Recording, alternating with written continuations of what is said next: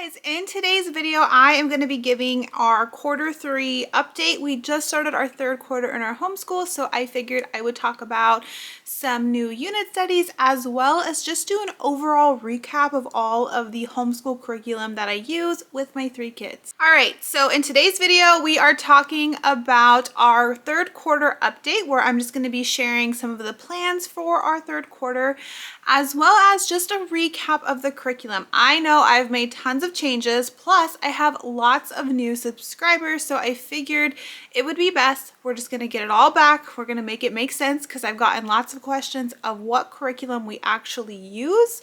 I feel like this is a good time because in just a couple months I'm going to be sharing my curriculum picks for next year. So let's get all on the same page of what curriculum I use in my homeschool and the plans for our third quarter. If you're new here, my name is Ashley. I am a homeschooling mom to 3 kids. I have a 4th grader, a 2nd grader, and a preschooler. I have to have things visually planned out. It just keeps me on track. It kind of allows me to brain dump, and so I'm not constantly thinking, oh, when is that happening? So I do like to make little monthly calendars. These are specifically for, I put when our quarters end and start and what unit studies we're going to be using during that quarter. So unit studies in our homeschool are used with mostly my 4th grader and 2nd grader together. Sometimes my preschooler joins in, just kind of depending. And so we're finishing up January.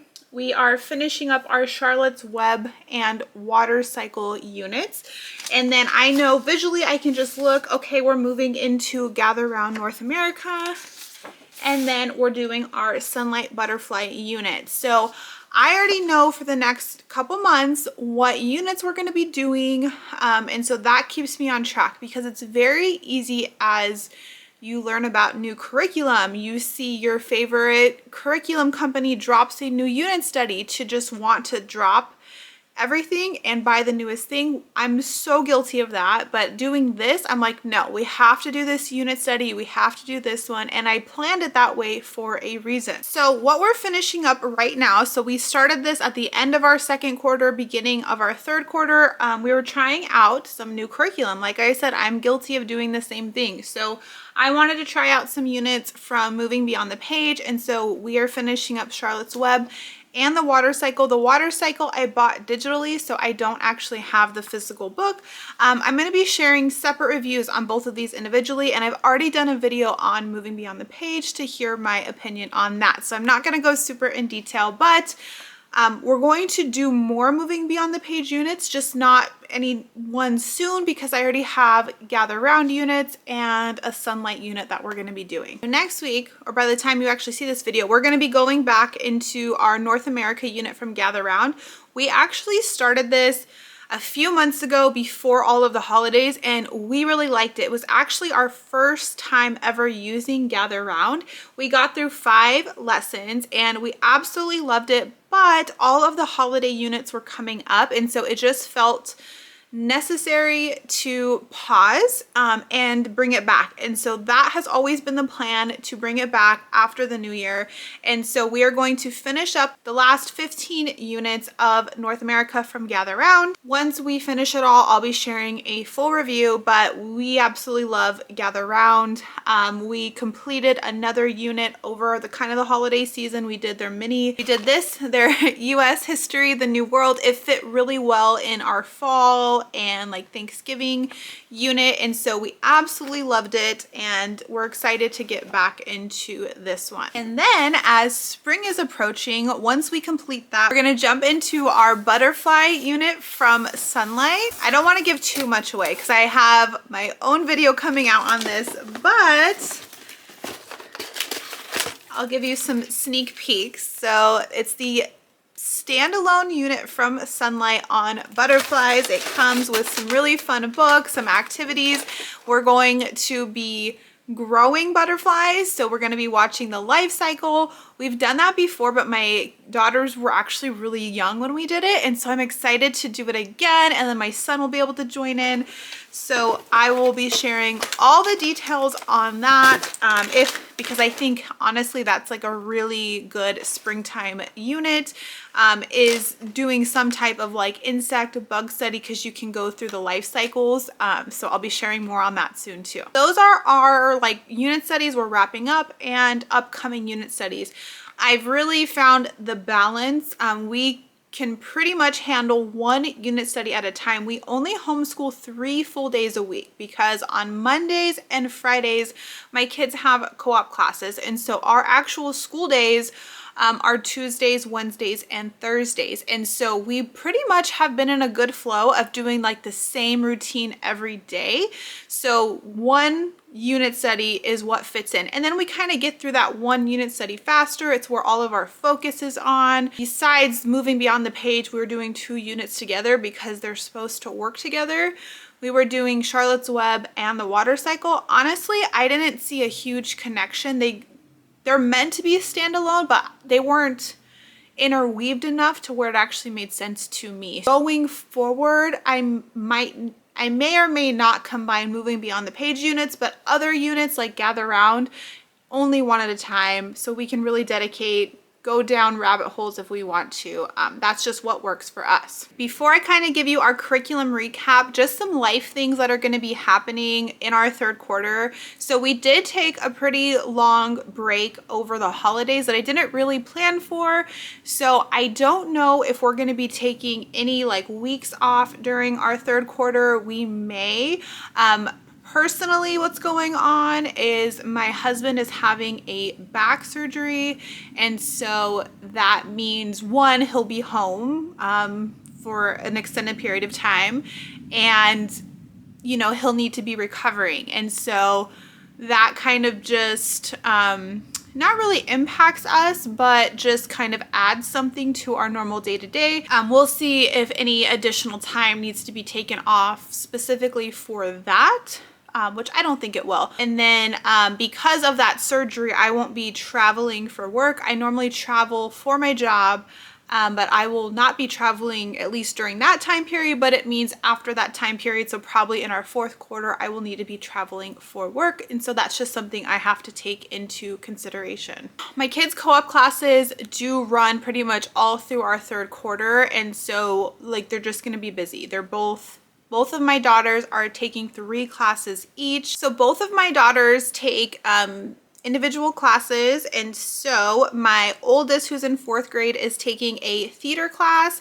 She's taking a how to pray class and an origami class. Sorry, I'm looking at my phone so I can remember all their classes. So they do those on Mondays. My 2nd grader is taking an Adventures in Creation, which is a science class. She's taking a Beatrix Potter Storytime and Tea Party class. And also the same origami class my 4th grader is taking. My 4-year-old preschooler, he's moved up. When he did his co-op classes in like fall, he was still in the 3s class. And so now he's in the 4s class, which is more of a preschool. So they're doing letters, numbers, all of that. We do very lightly do preschool at home. We're not on a schedule. I try sometimes. We're using gentle and classical preschool, which I'm loving, because it's basically like just a week, and you kind of pick what you want to do throughout the week. And so that's what we do.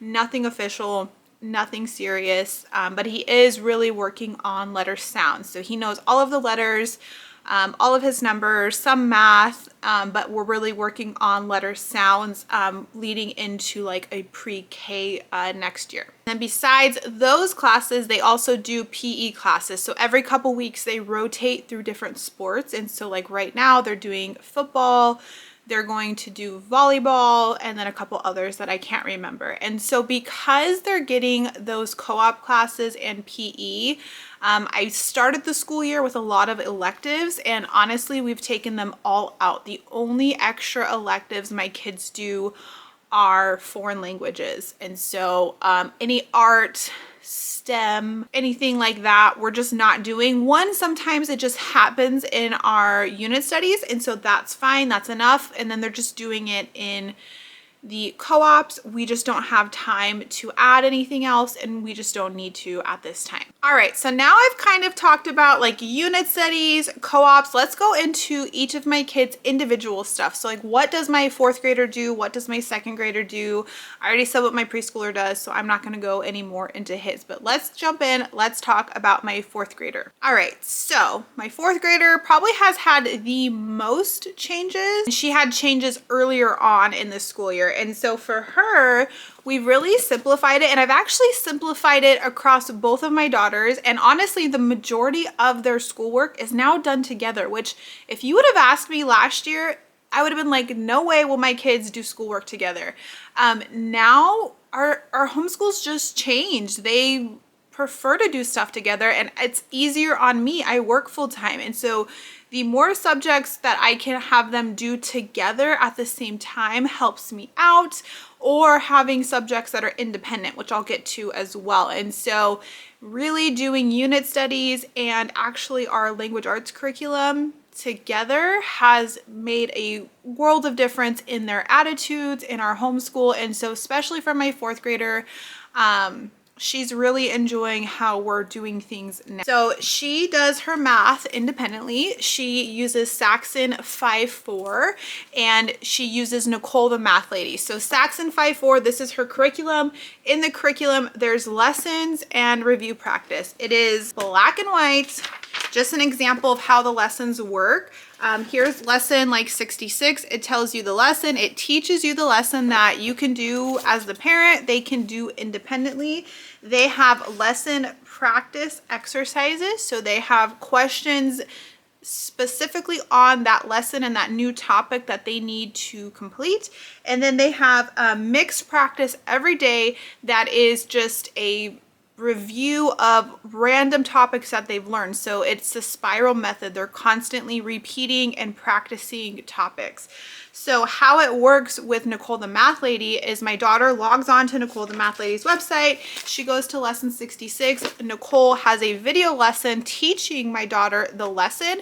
She goes over the lesson practice problems with her, and then I also pay for the online grading. So my daughter goes in and she does like all of her problems in her workbook, but then she enters her answers in and gets an instant grade. So she types in her answer and it says it's wrong or it's correct. If it's wrong, she reworks the problem. If she needs me to help, that's when I step in. So I'm always pretty much helping her because there are some problems she needs help just walking through the steps. She's in 5th grade math or 4th grade math.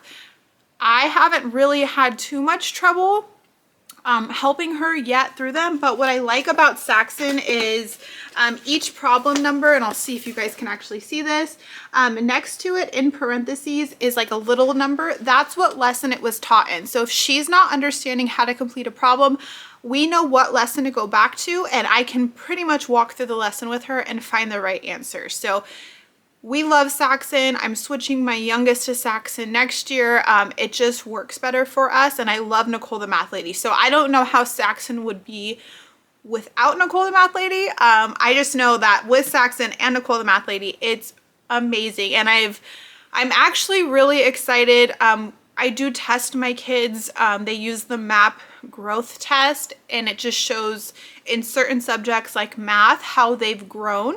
And so we normally take it at the beginning of our school year and the end of our school year. And so I really am excited to see math because I can see how much my daughter has learned in such a short amount of time using Saxon compared to using the Good and the Beautiful. So that's just my honest opinion, and it could be specific to my oldest daughter. It might not work that well with my youngest, but that's something that we will test out and see. So anyway, Saxon for math for my oldest. For language arts, we've ditched the Good and the Beautiful, and we're now kind of piecing together. And so we are using IEW structure and style for writing. I'll be doing a review on this. We are using Beowulf grammar for grammar, and we are absolutely loving it. We use our unit studies as fill-in for things like vocabulary, spelling. So we were using like Charlotte's Web for reading. Gather Round obviously covers tons of different things in language arts. And then the only other thing that I believe I feel like I always miss stuff. I always rewatch these and I'm like, oh, you forgot to say this. If you have specific questions, just ask me. But the only other thing I think my fourth grader specifically does individually is her American Sign Language course. So she does an online sign language course, which I do have a video coming out soon on that I'll be sharing with you guys. All right, let's move on to my second grader. You're gonna see a lot of the same things, but her math, she is finishing up the Good and the Beautiful Math 2. I just decided to finish it. She has maybe like 5 more lessons now that I'm filming this video, and she'll be done with this. She's been doing times tables in addition to that because she's going through those lessons so quickly, and so we just started multiplication. She's almost done with times before the tails, which is like the first step into their program, and then she'll actually move into times tails itself, and then all of that. So I haven't fully decided what else she's going to be doing in math, because she's not just going to stop doing math. I do already have Saxon Math 3 for next year, where she's going to start that and use Nicole the Math Lady. What I do think I'm going to try out is, a lot of you recommended Christian Light Education for math. They actually sell their math in like, so it's 10 units, but you can buy each individual unit.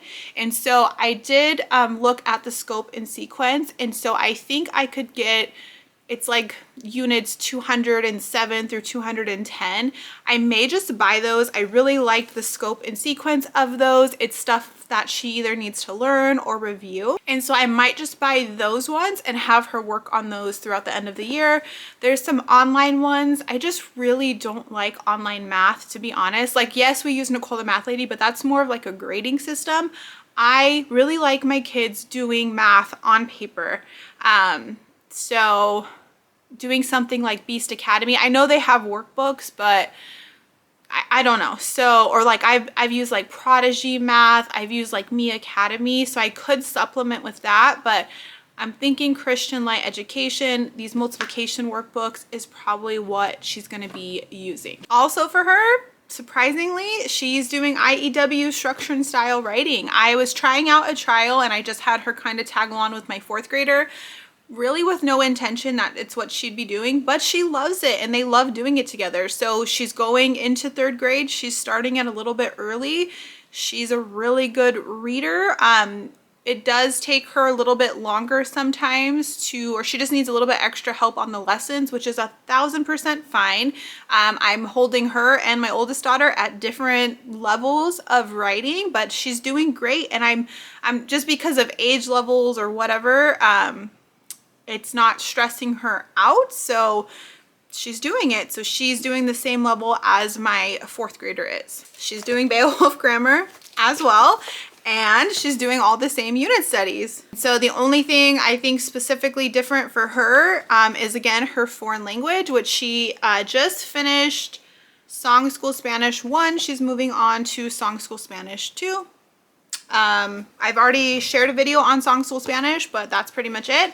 Only update for her is she actually did complete Wordly Wise.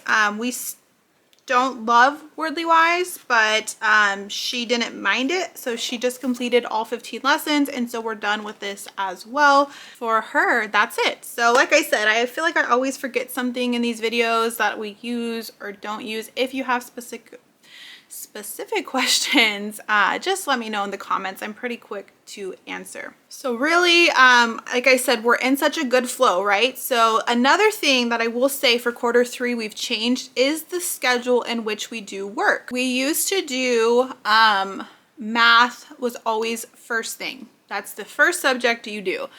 We're not really on time schedules.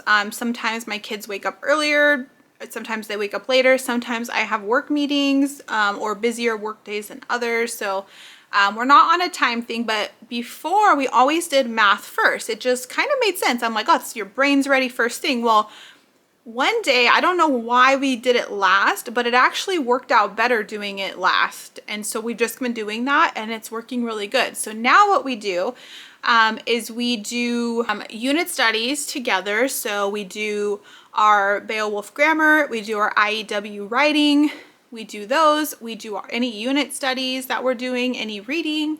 that we're doing together, and then my kids do their independent. So we kind of like flip-flopped it in a way. And one reason that that really worked out is my fourth grader's math just takes longer. Her math takes up to an hour or longer or shorter some days. And so I kind of felt like my second grader was always like waiting on her, and I didn't want my fourth grader to be stressed out. I wanted her to have enough time. So now moving their independent stuff like math and foreign language to after all the joint stuff, because when we're doing stuff together, we're pretty much staying on the same time track. So it's like easier to move for things. And then moving their independent stuff at the end of the day, it's kind of up to them. Like I normally let them take a break, you know, and depending on what time, sometimes it's a lunch break, sometimes it's just a snack break.